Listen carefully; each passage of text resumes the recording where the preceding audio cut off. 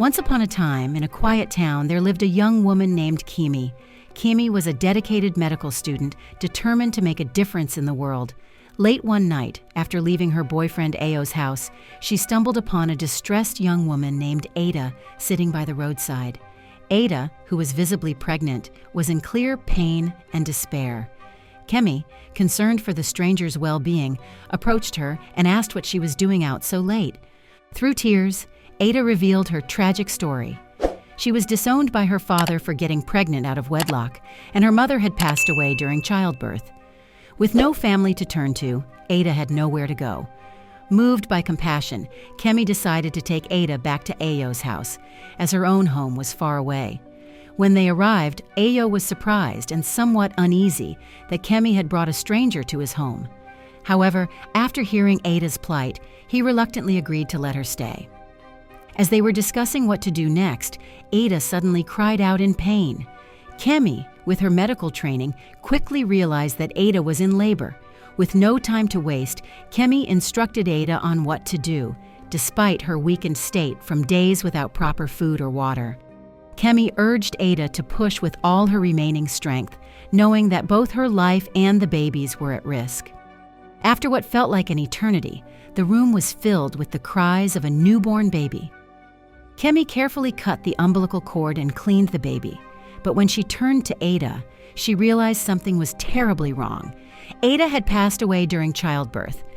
Overwhelmed with fear and uncertainty, Kemi ran to Ayo, who was in the living room, and told him what had happened.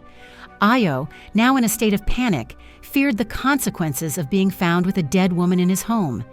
He suggested they dispose of Ada's body by the roadside to avoid any suspicion. Kemi, though horrified by the idea, was too afraid to protest. She allowed Ayo to take care of the body while she stayed with the baby. Ayo wrapped Ada's body in a cloth, placed it in the trunk of his car, and left the house with a plan of his own. Unknown to Kemi, Ayo was not heading to a remote location to dispose of the body. Instead, he called a mysterious man who had once promised him great wealth, but at a terrible price. Ayo had been tempted by riches ever since he met an old friend, Femi, who had become wealthy seemingly overnight. When Ayo had asked Femi the secret to his success, Femi had warned him that it was not worth the cost. But Ayo, tired of struggling as a petty trader, insisted on knowing more. Femi eventually took Ayo to a powerful sorcerer deep in the countryside. The sorcerer told Ayo that to gain the wealth he desired, he needed to bring the placenta of a newborn baby and the body of the baby's mother. Shocked by the demand, Ayo was hesitant. But the sorcerer warned him that if he did not fulfill the task within 10 months, he would go mad. With this threat hanging over him, Ayo reluctantly agreed, despite his growing dread. When Ayo realized that Kemi's unexpected guest, Ada, had provided the very opportunity the sorcerer required, he took Ada's body and the placenta to the sorcerer that night. The sorcerer performed his dark ritual and promised Ayo that he would soon be wealthy beyond his wildest dreams. However, there was one condition. Ayo must never father a child, for if he did, his life would be forfeited in exchange. When Ayo returned home, he found Kemi and the newborn baby peacefully asleep. As he watched them, he remembered the sorcerer's warning and knew he could not allow Kemi to have their child. But as he contemplated his next move, there was a loud knock at the door. Ayo hid the knife he had picked up and went to answer it, finding a distraught woman and 2 policemen standing outside. The woman, her eyes red from crying, asked if they had seen a young pregnant woman named Ada, who had been missing for days. Kemi felt a pang of guilt, but remembering Ayo's warnings, denied knowing anything about Ada.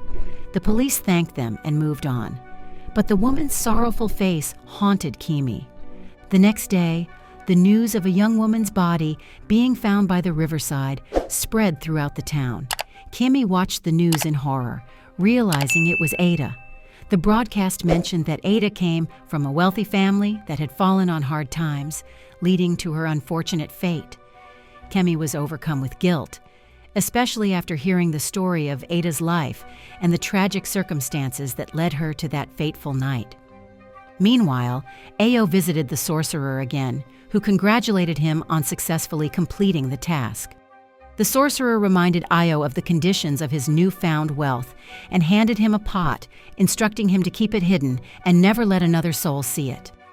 The pot, the sorcerer explained, would fill Ayo's wardrobe with money every week, but Ayo could not give away the money freely. He could only spend it on himself. As Ayo grew wealthier, he became more paranoid. He knew that Kemi was pregnant, and he feared for his own life. One night, after a particularly vivid nightmare where he saw himself dead in a coffin, labeled as the rich madman, Ayo decided he could not let Kemi have their child. His greed and fear had consumed him completely. However, before he could act on his dark intentions, Kemi began experiencing terrifying nightmares of her own. In her dreams, Ada appeared, demanding that Kemi return her child to her mother or suffer the consequences. The nightmares became so intense that Kemi decided to call Ada's mother and confess everything. Kemi arranged to meet Ada's mother and return the baby, but Ayo overheard her plans. In a panic, he confronted Kemi, knife in hand, and demanded that she stay silent. But when he heard the baby crying, his resolve weakened. Kemi, sensing his hesitation, took the opportunity to escape with the baby. She ran to the nearest bus stop and begged the driver to take her to the police station. Ayo, realizing Kemi had escaped, chased after the bus in his car, but stopped short when he saw it pull up to the police station. Fearing arrest, he drove away, but his fate was already sealed. When Kemi arrived at the police station, she was too afraid to report everything, still fearing Ayo's threats. Instead, she borrowed a phone and called Ada's mother, who immediately set out to meet her. Meanwhile, Ayo returned home to find his money-filled wardrobe overflowing. But as he picked up the sorcerer's pot, he heard a voice call his name. Terrified, Ayo turned to see Ada's ghost, still pregnant and glowing with an eerie light. In his panic, Ayo ran out of the house, holding the pot that no one else was supposed to see. When his neighbors saw him running and screaming, they restrained him, but it was too late. Ayo had broken the sorcerer's rules, and as soon as the pot was exposed, he lost his sanity. Kemi finally met Ada's mother and returned the baby. Overcome with emotion, Ada's mother thanked Kemi for her honesty and for saving her grandchild. As they talked, they saw a madman wandering the streets. Ayo, who had escaped from the psychiatric hospital. Kemi watched him, filled with sorrow and regret, and whispered to herself, "What good is it to gain the world if you lose your soul?" The story of Kemi, Ayo, and Ada reminds us that there are no shortcuts in life. True wealth and happiness cannot be gained through deceit and greed. Patience, hard work, and integrity will always prevail, while the path of greed leads only to destruction. Let this tale be a lesson. The price of greed is too high to pay. Thank you for watching this story. If you enjoyed it, please give it a thumbs up, share your thoughts in the comments, and don't forget to subscribe to our channel for more tales like this.